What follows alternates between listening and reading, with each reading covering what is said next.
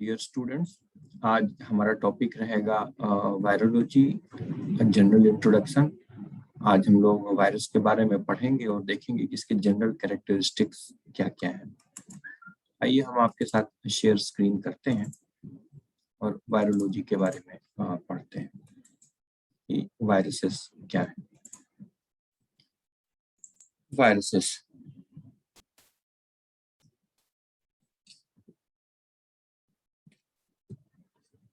History of the virology. Virology की history के बारे में अगर हम देखें कि वायरोलॉजी की स्टार्टिंग कहाँ से हुई, तो हम पाएंगे कि वायरोलॉजी जनरली जो गोल्डन एज ऑफ माइक्रोबायोलॉजी था, यानी कि जो लुई पास्चर और कोच का जो टाइम पीरियड था, उसी टाइम पीरियड को हम लोग गोल्डन एज ऑफ माइक्रोबायोलॉजी कहते हैं। और सबसे पहले 1892 में रशियन माइक्रोबायोलॉजिस्ट दमित्री इवानोवस्की ने सबसे पहले ये बताया कि उस वक्त तंबाकू के पौधे में एक बीमारी होती थी जिसको हम लोग बोलते थे mosaic disease of the tobacco. तो उस वक्त के जो वर्कर्स थे वो इस बात के लिए कोशिश कर रहे थे कि आखिर तंबाकू में ये बीमारी क्यों हो जाती है। तो दिमित्री इवानोवस्की ने क्या किया कि जो डिजीज टोबैको प्लांट की लीफ थे, उस लीफ को उन्होंने क्रश किया और क्रश करने के बाद उसको उन्होंने जो है बैक्टीरिया प्रूफ फिल्टर से पास आउट किया। उनका ये अनुमान था कि बैक्टीरिया अगर होंगे इस बीमारी के लिए तो वो बैक्टीरिया वाले फिल्टर में ऊपर आ जाएंगे। उन्होंने दोनों को यानी फिल्ट्रेट को और फिल्टर को रखा और उसके बाद उन्होंने टेस्ट करके ये बताया कि जो ये डिजीज है टोबैको मोज़ेक डिजीज, ये जो बैक्टीरियल फिल्टर है उससे पास होने के बाद जो फिल्ट्रेट हमारे पास बचता है उससे, और पास होने वाला जो फिल्टर जो निकल गया लिक्विड पदार्थ, उस लिक्विड से भी जो है ये डिजीज फैलता है।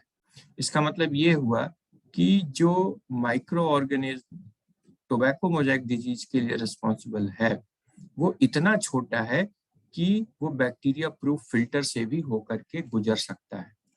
तो अगर ये बैक्टीरिया प्रूफ फिल्टर से होकर गुजर सकता है, इसका मतलब कि इसका साइज जो है बैक्टीरिया से छोटा है।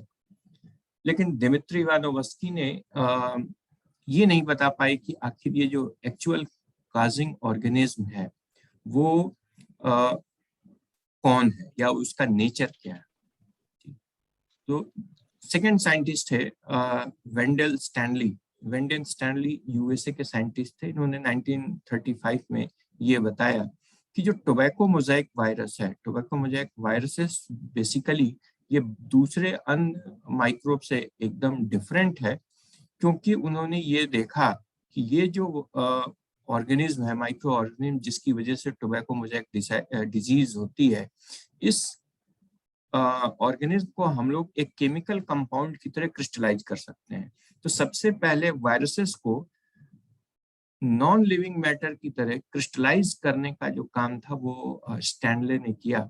और स्टैनले के इस वर्क से ये हमें पता चला कि viruses they can act like living and non living substances. और स्टैनले के वर्क से ही हमें वायरस के स्ट्रक्चर और उसकी केमिस्ट्री के बारे में हमें पता चला। जो टर्म वायरस है वो वायरस टर्म वास्तव में बीजरिंग ने दिया था, और वायरस का मतलब है पॉइजन। ये एक लैटिन वर्ड है। लैटिन वर्ड में वायरस का मतलब होता है पॉइजन या टॉक्सिन, जहर। फिर 1940s में जब इलेक्ट्रॉन माइक्रोस्कोपी की खोज हुई, तो इलेक्ट्रॉन माइक्रोस्कोपी की खोज के बाद वायरसेस का जो डिटेल्ड स्ट्रक्चर है और उनकी एक्टिविटीज है उसके बारे में हमें काफी पता चला। तो तीन प्रमुख साइंटिस्ट हुए दिमित्री इवानोवस्की, जिन्होंने सबसे पहले ये बताया कि जो टोबैको मोज़ेक डिजीज है ये बैक्टीरिया नहीं किसी और ऑर्गेनिज्म से होता है। फिर वेंडल स्टैनले ने सबसे पहले जो वायरसेस है उसको क्रिस्टलाइज फॉर्म में जो है इन्होंने जो है क्रिस्टलाइज फॉर्म में एक्यूमुलेट किया, और फिर टर्म जो वायरस है वो बीजरिंग ने दिया था। ये कुछ इम्पोर्टेंट कंट्रीब्यूशन रहा है। फिर आते हैं वायरस का जनरल कैरेक्टर्स। वायरसेस हैं क्या, किसको हम लोग वायरसेस कहते हैं? जो वायरस है they are very small non cellular organism. ये यहाँ पर आपको ध्यान देना होगा कि viruses are not cellular organism, they are non cellular organism and they are the parasite of the cell. ये कोशिका के परजीवी होते हैं और नॉन सेलुलर फॉर्म में होते हैं, इसलिए वायरसेस सेल थ्योरी में फिट नहीं होते हैं। जो स्लाइडेन एंड स्वान ने सेल थ्योरी दिया था कि सेल किसको कहेंगे या सेल के कैरेक्टरिस्टिक्स क्या होते हैं, उसमें वायरसेस फिट नहीं बैठते हैं, इसलिए इनको जो है ए सेलुलर या नॉन सेलुलर ऑर्गेनिज्म कहा जाता है। इनका अगर स्ट्रक्चर देखें तो जो वायरसेस होते हैं इनके स्ट्रक्चर में दो चीजें होती हैं, एक तो जेनेटिक मटेरियल और दूसरा प्रोटीन कोड।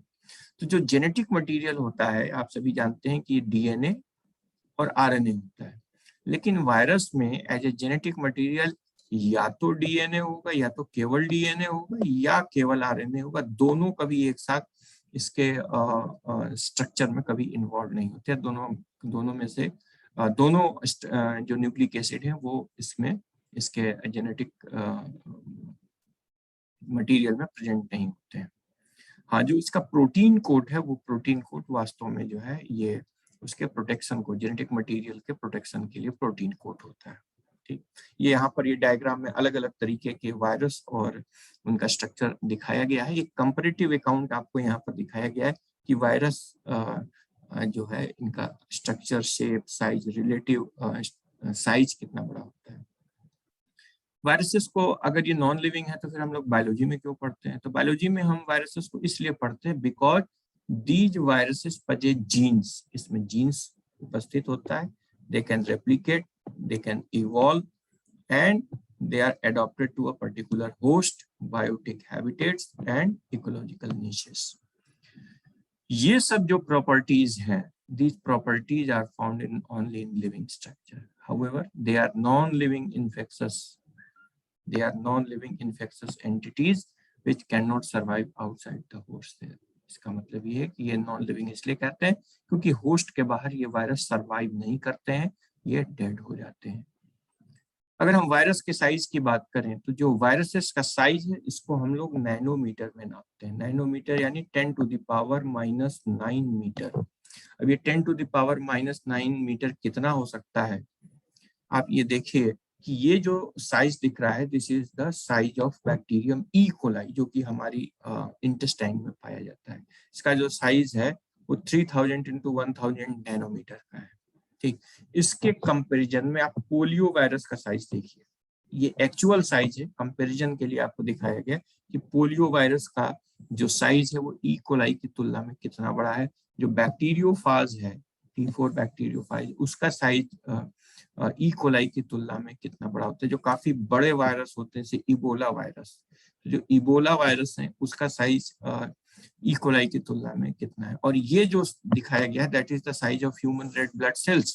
तो एक ह्यूमन रेड ब्लड सेल्स और पोलियो वायरस या बैक्टीरियोफाज, जो F2 बैक्टीरियोफाज, MS2 बैक्टीरियोफाज, उसका साइज आप कंपैरिजन करके देखिए। प्लांट्स में जो टोबैको मोजाइक वायरस पाया जाता है उसका साइज का कंपैरिजन आपके देख सकते हैं कि बैक्टीरिया के रेफरेंस में वायरसेस का साइज कितना छोटा है, और एक यूकैरियोटिक सेल यानी जो ह्यूमन आरबीसीज है उसके कंपैरिजन में वायरस का साइज कितना बड़ा है। जो स्मॉलेस्ट बैक्टीरिया होते हैं दे आर पार्वोवायरसेस, सबसे छोटे जो बैक्टीरिया होते हैं वो पार्वोवायरस हैं, और इनका जो डायमीटर होता है 20 नैनोमीटर होता है। और जो लार्ज वायरसेस हैं उनको मिमी वायरस कहते हैं। They are isolated from the amoeba, सभी जानते हैं, they attack on amoeba. Mimi virus, they are very large viruses. तो ये दो एक्सट्रीम एंड्स हैं डायमीटर के वायरसेस की। अब आते हैं जो वायरस है, जो इन्फेक्शस पार्टिकल होता है वायरस का, उसको हम लोग बोलते हैं विरियन। विरियन क्या है? जो इन्फेक्शन, वो वायरस पार्टिकल जो इन्फेक्शन करने में कैपेबल है, उसको विरियन बोलते हैं। विरियन में जो जीन्स होते हैं, इनके जीन्स, इनके जो जेनेटिक मटेरियल होता है वो, उसमें 4 अलग पॉसिबिलिटी, इनके जीनोम 4 अलग अलग तरीके के हो सकते हैं। या तो डबल स्टैंडर्ड डीएनए हो सकता है, या सिंगल स्टैंडर्ड डीएनए हो सकता है, अथवा डबल स्टैंडर्ड आरएनए या सिंगल स्टैंडर्ड आरएनए। आप सभी लोग जानते हैं कि सिंगल स्टैंडर्ड डीएनए नहीं होता है, एसएसडीएनए। एसएसडीएनए ये केवल वायरस में पाया जाता है। जनरली बाकी जो ऑर्गेनिज्म है उसमें डीएनए हमेशा डबल स्टैंडर्ड होता है, लेकिन सिंगल स्टैंडर्ड डीएनए भी एज ए जीनोम एग्जिस्ट करता है और ये केवल वायरस में पाया जाता है। इसी तरह जो आरएनए है, आरएनए आप जानते हैं सिंगल स्ट्रैंडेड आरएनए होता है, लेकिन डबल स्ट्रैंडेड आरएनए ये केवल जो है वायरस में पाया जाता है। तो ये बड़ा यूनिक फीचर है वायरसेस का। फिर अगर हम जीनोम की बात करें तो इनका जीनोम चारों ओर से एक प्रोटीन कोट के द्वारा प्रोटेक्टेड होता है और इस प्रोटीन को हम लोग कैप्सिड कहते हैं। हम आगे देखेंगे, स्ट्रक्चर देखेंगे तो कैप्सिड इसको हम लोग बोलते हैं। कैप्सिड और इसका जीनोम मिल करके विरियन बनाता है। कैप्सिड, जीनोम और कुछ अदर कंपोनेंट्स, कुछ एंजाइम्स होते हैं, इनको मिलाने के बाद ये जो है विरियन बनता है। And the function of the virion is to protect the genome. Virion का कार्य क्या है? जीनोम को प्रोटेक्ट करना and deliver the genome into the host cell, और इस जीनोम को सुरक्षित जो है उसके होस्ट सेल के अंदर पहुंचा देना, जहां पर कि उसका जीनोम जो है वो फिर से रेप्लिकेट कर सके। जैसा कि हमने आपको पहले बताया कि इनका जो जीनोम होता है उसमें या तो डीएनए या तो आरएनए, दोनों में से कोई एक कंपोनेंट ही रह सकता है, ठीक। और इनका जो प्रोटीन कोट होता है, प्रोटीन कोट, कई बार क्या होता है कि ये प्रोटीन कोट न्यूक्लिक एसिड को सराउंड करता है, यानी डीएनए आरएनए को सराउंड कर। कई बार ये जो प्रोटीन कोट होता है ये अन्य दूसरे लिपिड, प्रोटीन और कार्बोहाइड्रेट के द्वारा भी सराउंडेड रहता है, उसके द्वारा भी प्रोटेक्टेड रहता है।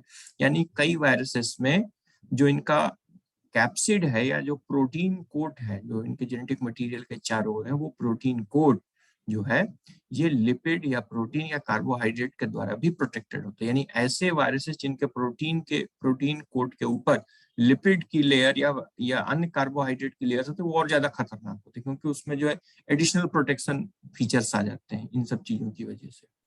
फिर दूसरा इंपॉर्टेंट बात क्या है कि they can multiply only inside the living cell. Dead cell के अंदर कभी भी वायरस मल्टीप्लाई नहीं कर सकते हैं। हमेशा जब भी इनका मल्टीप्लिकेशन होगा तो इनका होस्ट एक लिविंग सेल होगा, ठीक।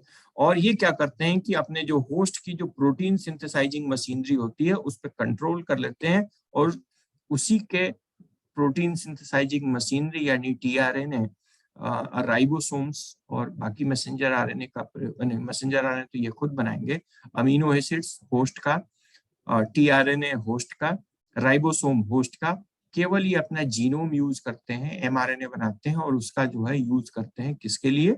उसका यूज करते हैं अपने रिक्वायर्ड जो डीएनए है या इनका जो जेनेटिक मटेरियल उसको बनाने में और रिलेटेड प्रोटीन को बनाने में, जिससे कि उनका स्ट्रक्चर सिंथेसाइज हो सके। They cause the synthesis of specialized structure that can transfer viral nucleic acid to the other cell। वो कुछ स्पेशल स्ट्रक्चर बनाते हैं जिससे कि जो वायरल न्यूक्लिक एसिड है या जो वायरस है ये दूसरे सेल में ट्रांसफर हो सके। वायरसेस में या तो फ्यू या तो no enzymes they are found for their own metabolism.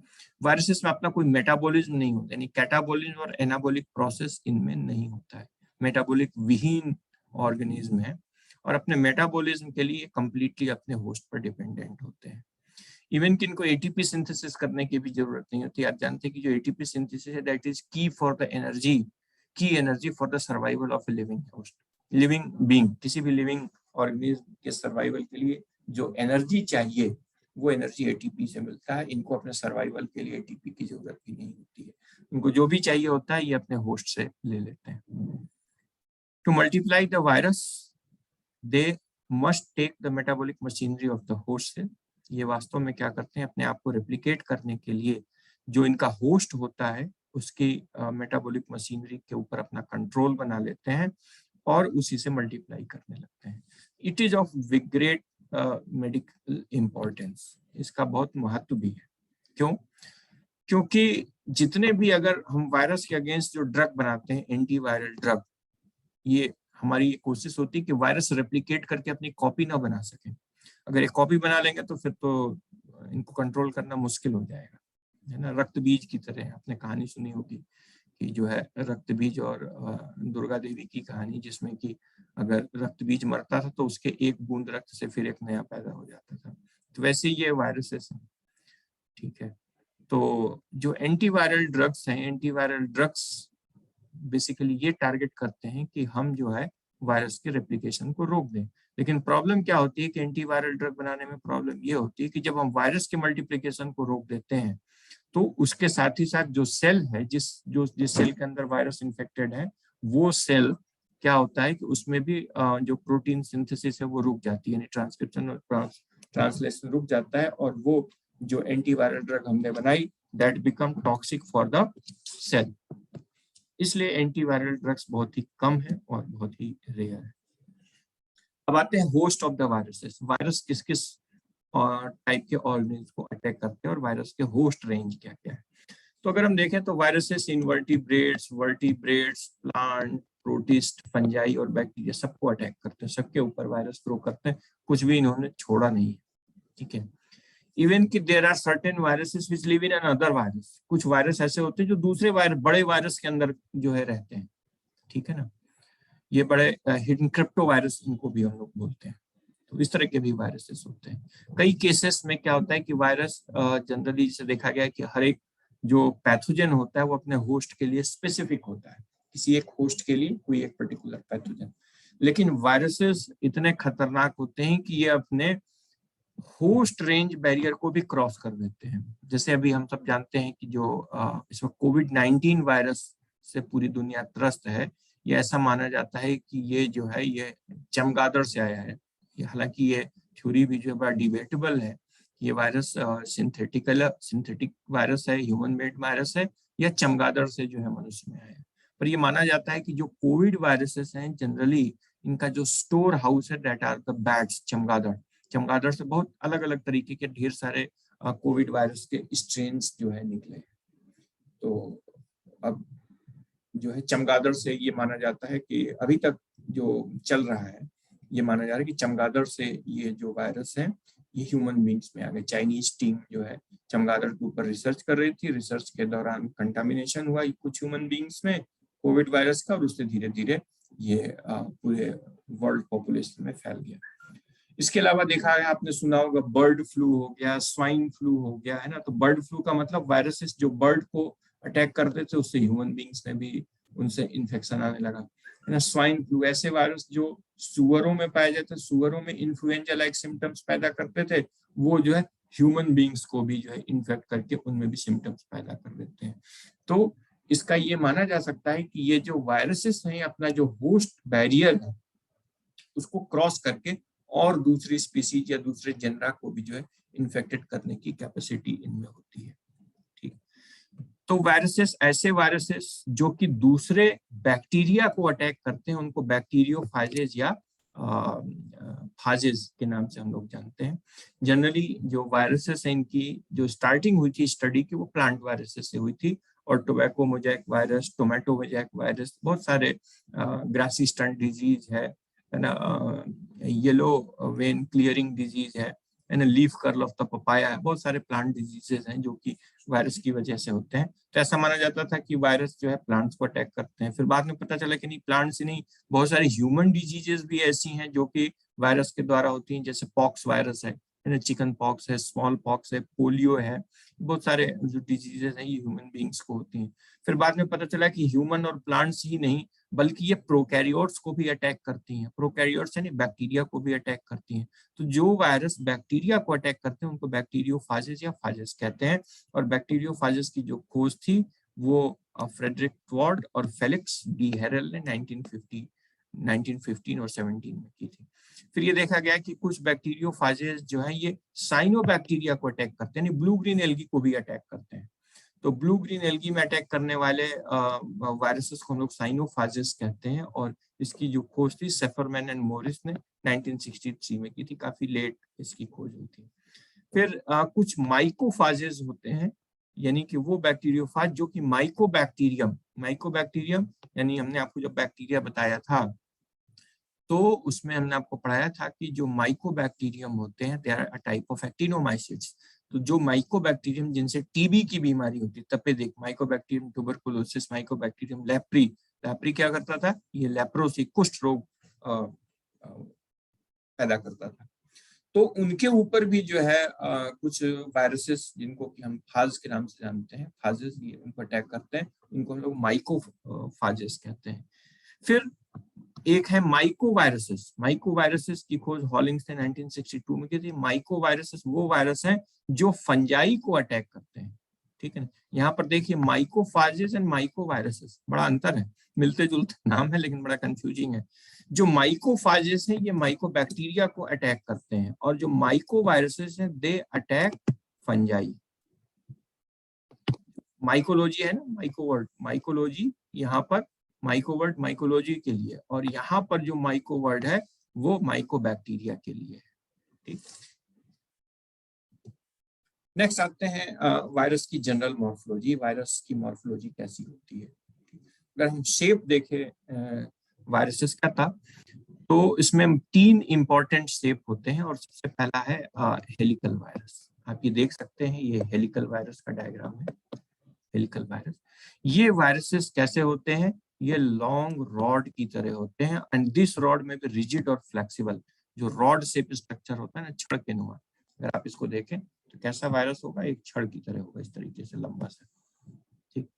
और ये जो रॉड होती है वो रिजिड होगी या फ्लेक्सिबल, यानी दब सकती है, या रिजिड यानी स्टिफ होगी, दबेगी नहीं।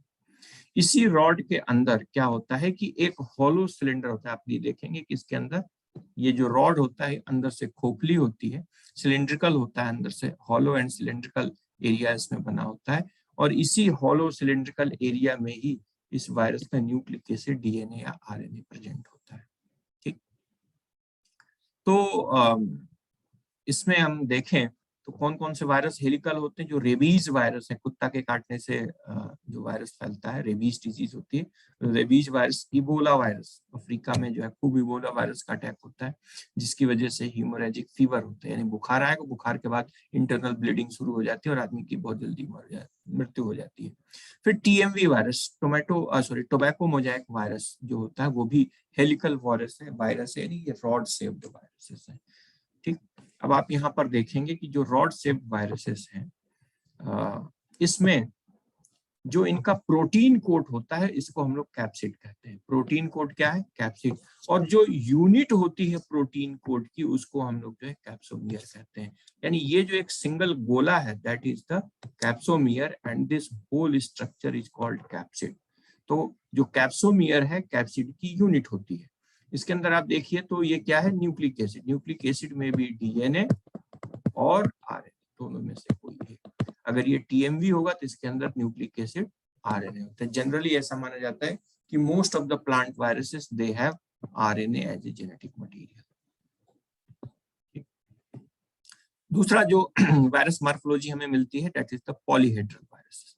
जो पॉलीहेड्रल वायरसेस होते हैं, they are many sided. Poly मतलब बहुत सारे, हेड्रल मतलब एंगल्स।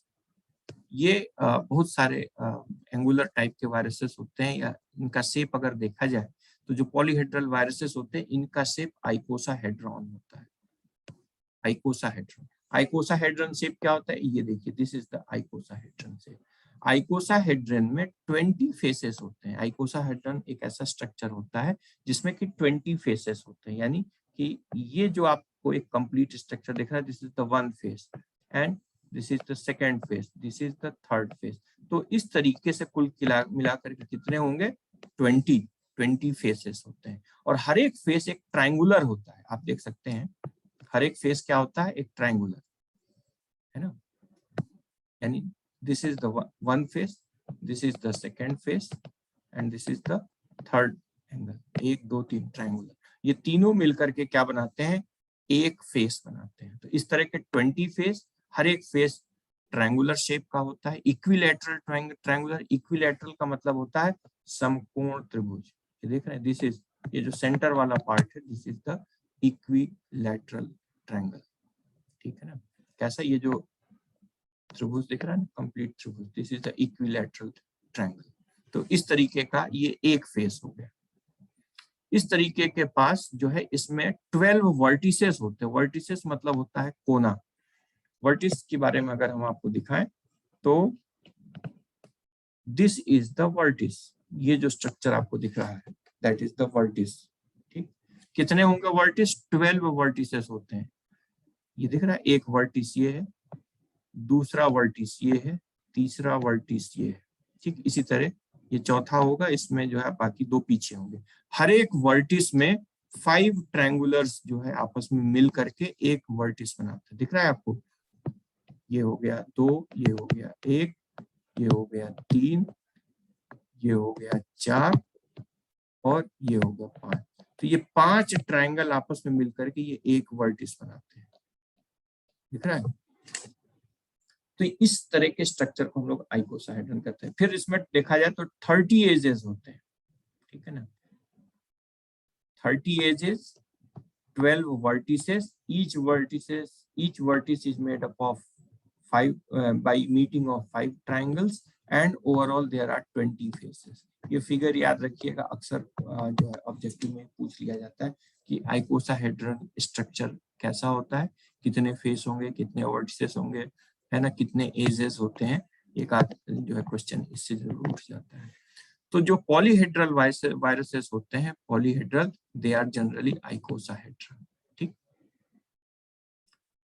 एग्जाम्पल इसके क्या है? Adeno viruses, polio viruses. जो पोलियो वायरस होता है वो कैसा होता है? पॉलीहेड्रल वायरस होता है। नेक्स्ट आते हैं हम लोग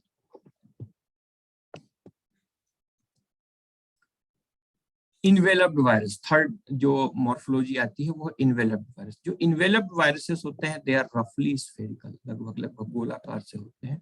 और इन्वेलप्ड वायरसेस में इनके प्रोटीन कोड के ऊपर कुछ इन्वेलप, एक्स्ट्रा इन्वेलप पड़ा होता है, ठीक है ना? This is the nucleic acid. ठीक, न्यूक्लिक एसिड के चारों ये देखिए, ये इसका कैप्सिड पड़ा हुआ है, ये पूरा का पूरा जो structure that is the capsid. उस कैप्सिड के ऊपर भी जो है इन्वेलप पड़ा हुआ है। ठीक, जो कोविड-19 वायरस है that is also the enveloped virus. उसके ऊपर जो लिपिड की परत है, उसके कैप्सिड के ऊपर लिपिड की परत है जो कि उसके प्रोटीन कोड और जीनोम की रक्षा करती है। ठीक है, तो this envelope is made up of either lipid or protein. They are called as enveloped virus. For example, influenza virus. COVID is also an influenza virus. COVID-19 is also an enveloped virus. इसीलिए आपसे कहा जाता है कि आप जो है कहीं बाहर से आए तो साबुन से हाथ धोइए या अल्कोहल से हाथ धोइए। क्यों? क्योंकि इसके ऊपर का जो ये इन्वेलप है ये बना हुआ है लिपिड का। जब आप साबुन से हाथ धोते हैं या अल्कोहल से हाथ धोते हैं तो ये लिपिड लेयर गल जाती है, और लिपिड लेयर जैसे ही गलती है वैसे ही साबुन जो है अंदर उसके जीनोम में प्रवेश कर जाता है वायरस के, और वो वायरस डेड हो जाता है। ठीक, तो ऐसे वायरसेस को हम लोग जो है इन्वेलप्ड वायरस बोलते हैं। For example influenza, covid virus. फिर कॉम्प्लेक्स वायरस। कॉम्प्लेक्स वायरस जो होते हैं इनका स्ट्रक्चर बड़ा कॉम्प्लिकेटेड होता है। ठीक, फॉर एग्जांपल बैक्टीरियोफाइजिस। इन बैक्टीरियोफाइजिस का अगर आप स्ट्रक्चर देखें तो इसमें चारों ओर मेन जो इसका डीएनए होता है या जो इसका जो न्यूक्लिक एसिड है एक प्रोटीन कोट में होता है जिसको कि हम लोग कैप्सिड या हेड बोलते हैं। इस कैप्सिड या हेड, इसका शेप भी देखिए आइकोसाहेड्रल टाइप का है। इस हेड से लगा हुआ एक टेल अटैच है, ठीक है, यानी इसके मेन कैप्सिड से अटैच एक टेल होता है, जिस टेल के चारों ओर जो है एक प्रोटेक्टिव शीथ होती है। देख रहे हैं आप स्फेरिकल जो गोल गोल स्ट्रक्चर दिख रहा है दैट इज द शीथ, यानी कैप्सिड, कैप्सिड से निकलती हुई टेल, वो tail is protected by the sheath. Tail के एंड में, इस टेल के एंड में क्या है? बेसल प्लेट या बेस प्लेट, जो कि टेल को लॉक करती है नीचे से। और ये जो शीथ होता है अंदर से हॉलो होता है। कैसा होता है? खोखला। जैसे कि आपने जो है रॉड शेप्ड वायरसेस में आपने देखा ना, ये पीछे अगर आप देखें तो ये हेलिकल वायरस क्या है? अंदर से ये हॉलो है, खोखला है, जिसके अंदर इसका जो न्यूक्लिक एसिड या डीएनए होता है। वैसे ही ये जो बैक्टीरियोफाज का शीथ है वो अंदर से खोखला होता है, लेकिन इसमें इसका जीनोम नहीं होता है। जीनोम कहाँ पर होता है? इसका जीनोम होता है इसके हेड या कैप्सिड में होता है। फिर इसके एंड में, यानी इसका जो शीथ है या जो टेल है, इसके एंड में टेल प्लेट होती है जो कि लॉक रखती है, अंदर से ढक्कन बंद करके रखती है कि इसका जीनोम बाहर न चला जाए। फिर टेल प्लेट या इसके बेसल प्लेट के एंड में पिन पाए जाते हैं छोटे छोटे। ठीक है, यहाँ पर आप देखेंगे ये जो स्ट्रक्चर आपको दिख रहा है that is the pin, pointed pin. ये पिन क्या करते हैं? ये आइडेंटिफाई करते हैं स्पेसिफिक साइट को कि कहाँ पर कंपैटिबल साइट है जहां से ये वायरस अपने जीनोम को अंदर भेजेगा अपने होस्ट में। और पिन ही जो है एंटीजन रिएक्शन के लिए रिस्पॉन्सिबल होते हैं प्लस इसमें जो है लाइसोजाइम एंजाइम्स पाए जाते हैं जो कि अपने होस्ट को यानी बैक्टीरियल सेल की सेल वॉल को डिजेनरेट करते हैं। इसके अलावा आप देखेंगे कि इसमें पैर जैसी संरचना पाई जाती है जो कि इसके बेसल प्लेट से निकलती है। This is called as tail fibre. और ये टेल फाइबर भी जो है एंटीजेनिक प्रॉपर्टी होते हैं, ये होस्ट के पर्टिकुलर अटैचमेंट साइट को डिटेक्ट करने के लिए यूज होते हैं। ठीक है, तो ऐसे वायरस को हम लोग जो है क्या कहते हैं, कॉम्प्लेक्स वायरस। इसका एग्जांपल हो गया, कॉम्प्लेक्स वायरस का एग्जांपल हो गया क्या, ये बैक्टीरियोफाज। ठीक, इसके अलावा बैक्टीरियोफाज के अलावा एक और वायरस होता है पॉक्स वायरस, यानी चिकन पॉक्स जिससे होता है, that pox virus is also a complex type of virus. अब आते हैं classification and identification of the virus, की वायरस को हम कैसे क्लासिफाई करते हैं, उसकी पहचान कैसे करते हैं कि वायरस है। तो जो ओल्ड सिस्टम ऑफ क्लासिफिकेशन था that was the based on symptomatology, यानी जैसा सिम्टम होगा वैसा हम लोग जो है वायरस बोलते हैं। जैसे tobacco Mosaic tobacco Mosaic virus TMV, potato Mosaic virus PMV, tomato Mosaic virus TMV, है ना। तो ये जो नाम आ रहा है ये डिपेंड करता था कि वायरस किस तरीके का सिम्टम प्रोड्यूस कर रहा है। ठीक है ना। दूसरा ये कि कई वायरसेस ह्यूमंस में इन्फेक्ट करते हैं, कई प्लांट्स में इन्फेक्ट करते हैं, लेकिन बाद में ये देखा गया कि सेम वायरस अलग अलग होस्ट में अलग अलग तरीके के डिजीज पैदा कर दे रहे हैं। ठीक है ना, यानी जो टीएमवी है वो टीएमवी टोबैको को भी, तंबाकू को भी जो इन्फेक्ट कर रहा है, वो टीएमवी कई बार जो टोमेटो को भी इन्फेक्ट कर देता है। तो टोमेटो में अलग टाइप का सिम्टम आ रहा है, टोबैको में अलग टाइप का सिम्टम आ रहा है।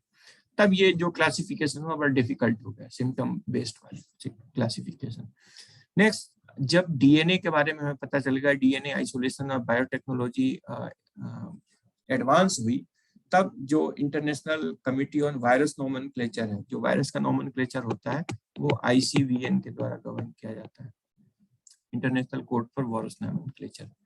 तो इन्होंने जो है डिसाइड किया, फिर इन्होंने क्या किया कि जो वायरस है उसमें डीएनए सीक्वेंसिंग के बेसिस पर या इनके जेनेटिक स्ट्रक्चर के सीक्वेंसिंग के बेसिस पर, चाहे वो डीएनए हो चाहे वो आरएनए हो, उसकी सीक्वेंसिंग यानी किस सीक्वेंस में उसके न्यूक्लियोटाइड्स लगे हुए हैं, उस आधार पर उसमें सिमिलरिटी निकाली गई। ये वायरस सिमिलर है, ये वायरस सिमिलर है। किसका, उसका आधार क्या था, न्यूक्लिक एसिड की सीक्वेंसिंग। तो जो सिमिलर सीक्वेंस वाले वायरस थे उनको एक ग्रुप में रखा गया। ठीक, इस तरीके से उनकी क्लासिफिकेशन किया गया। और वायरस को जैसे अगर हम देखें तो जो जीनस का नाम है वो सफिक्स उसका वायरस ही होता है। ठीक, लेकिन जो फैमिली है वायरस की उसको हम लोग विरिडी के नाम से जानते हैं, और जो ऑर्डर है उसको हम लोग लास्ट में एल्स लगा देते हैं। For example, family herpesviridae, genus simplex virus, और ये वायरस क्या है, ह्यूमन हर्पीज वायरस। ठीक, इस तरीके से इसका हम क्लासिफिकेशन करते हैं। वायरस में जनरली स्पीसीज का कॉन्सेप्ट नहीं होता है। वायरस में स्पीसीज का कॉन्सेप्ट नहीं होता है, इसमें सब स्पीसीज या सब टाइप माना जाता है। और सब टाइप को हम लोग जो है नंबर से डिनोट करते हैं। किससे डिनोट करते हैं, HIV1 है ना, HIV2, HIV3। जैसे इस वक्त कोविड-19 को हम लोग स्ट्रेन से जानते हैं ना, alpha strain, beta strain, gamma strain, kappa strain, ये नया स्ट्रेन जो है, ये सिम्टम डेवलप, ये सब क्या है, सब म्यूटेशन के बाद जो इसका नया सीरोटाइप तैयार हुआ उसको हम लोग स्ट्रेन के नाम से जानते हैं। तो वायरस में स्पीसीज कॉन्सेप्ट नहीं होता है। ठीक है ना। देन वायरस को आइडेंटिफाई किससे किया जाता है, दो टेक्निक है, एक तो RFLP टेक्निक है और PCR टेक्निक है। PCR टेक्निक से जो है वेस्ट नील वायरस 1999 में जो हुआ था उसको आइडेंटिफाई किया। फिर जो सार्स वायरस है चाइना में, इसको जो है PCR टेक्निक से आइडेंटिफाई हुआ। कोविड-19 को हम लोग किस टेक्निक से आइडेंटिफाई करते हैं, कोई बता सकता है? जो कोविड वायरस है, कोविड वायरस को आइडेंटिफाई करने के लिए हम लोग RT-PCR यूज करते हैं। कौन सा PCR? RT-PCR, reverse transcriptase PCR। क्यों? ये F नहीं है, RT-PCR क्योंकि ये एक RNA वायरस है। ठीक है, तो RNA रेप्लिकेशन के लिए हम लोग RT-PCR यूज करते हैं। जाते हैं वायरस मल्टीप्लिकेशन। वायरस मल्टीप्लिकेशन किस तरीके से करते हैं, तो अधिकतर जो हमारा इंफॉर्मेशन है वायरस मल्टीप्लिकेशन के बारे में वो बैक्टीरियोफाजेस के ऊपर जो स्टडी की गई उससे हमें पता चलता है। अगर देखा जाए इनका जो जनरल मैकेनिज्म है वो दो तरीके का होता है रेप्लिकेशन का, या तो लिटिक साइकिल होगी या तो लाइसोजेनिक साइकिल होती है। लिटिक साइकिल में क्या करते हैं, लिटिक साइकिल में जब वायरस इन्फेक्ट करता है होस्ट को, तो ये जो वायरस का जीनोम है, ये वायरस का जीनोम अपने बैक्टीरिया के सेल में आ गया।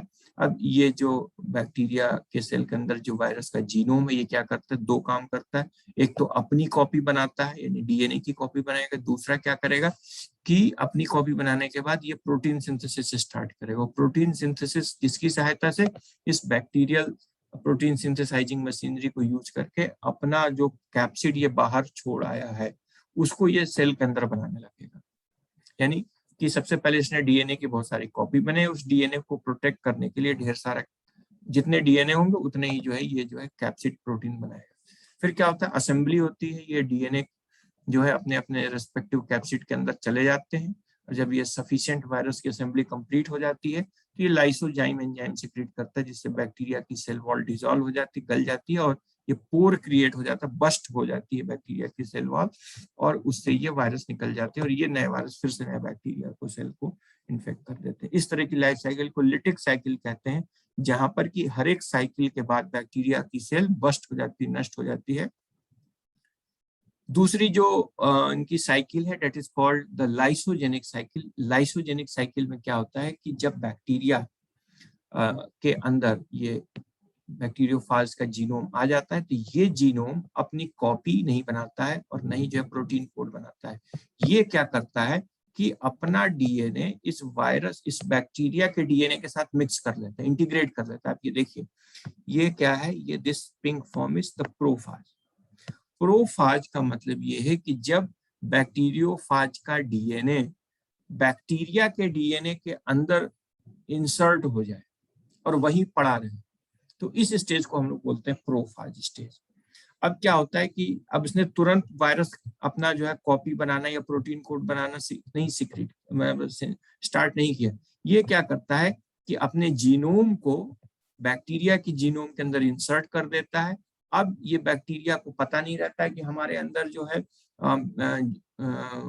वायरस का भी जीनोम आ गया है। अब ये बैक्टीरिया रेप्लिकेट करता रहता है, कई जनरेशन तक ये बैक्टीरिया रेप्लिकेट करेगा और रेप्लिकेट करेगा। ये देखिए, ये रेप्लिकेट का नॉर्मल रेप्लिकेशन 1 से 2, 2 से 4, 4 से 8 इस तरह होता रहेगा।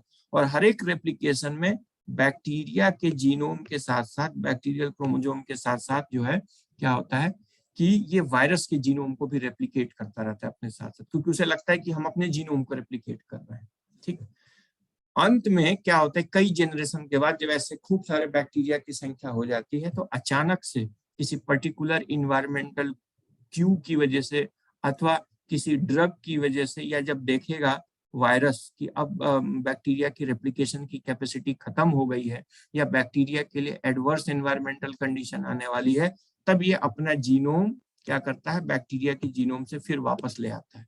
अब इसके बाद ये फिर लाइसिस वाली साइकिल स्टार्ट कर देता है। यानी इसने क्या किया कि सबसे पहले बैक्टीरिया की जीनोम के अंदर अपना जीनोम इंसर्ट कर दिया, फिर बैक्टीरिया को रेप्लिकेट करना है, खूब अपनी संख्या बढ़ाओ, खूब अपनी संख्या बढ़ाओ। और बैक्टीरिया अपनी दनादन रेप्लिकेशन किया जा रहा है, बाइनरी फिशन करता जा रहा है। जब ढेर सारी जो है बैक्टीरिया की पूरी पॉपुलेशन और कॉलोनी इकट्ठा हो गई और अब बैक्टीरिया के पास न्यूट्रिशन नहीं बचा, तब क्या करता है कि ये वायरस अपने जीनोम को बैक्टीरिया की जीनोम से अलग कर देता है। अब कहता है कि अब तुम किसी काम के मेरे नहीं रहे। अब फटाक से ये फिर ये लाइसिस वाली साइकिल स्टार्ट करता है और जितने भी इन्फेक्टेड वायरस थे उन सभी में एक साथ सारे के सारे जो बैक्टीरियोफाज हैं वो बैक्टीरिया की सेल को फाड़ के निकल आते हैं। तो ये प्रोसेस जो है और ज्यादा खतरनाक है। देखने में लगता है कि बड़ा माइल्ड टाइप का है, लेकिन ये क्या करता है, लिटिक साइकिल में तो केवल एक बैक्टीरिया मरता है, लेकिन लाइसोजेनिक साइकिल में पूरी की पूरी कॉलोनी जो है नष्ट हो जाती है। ये कितने खतरनाक टाइप के वायरसेस हैं। तो आज के लिए हम इतना ही पढ़ाएंगे। नेक्स्ट क्लासेस में हम आपको लिटिक साइकिल डिटेल से पढ़ाएंगे। ठीक, तो ज्यादा लंबा लेक्चर ना लेते हुए मैं यही अपनी बात समाप्त करता हूँ। आप कुछ पूछना है तो आप लोग पूछ सकते हैं।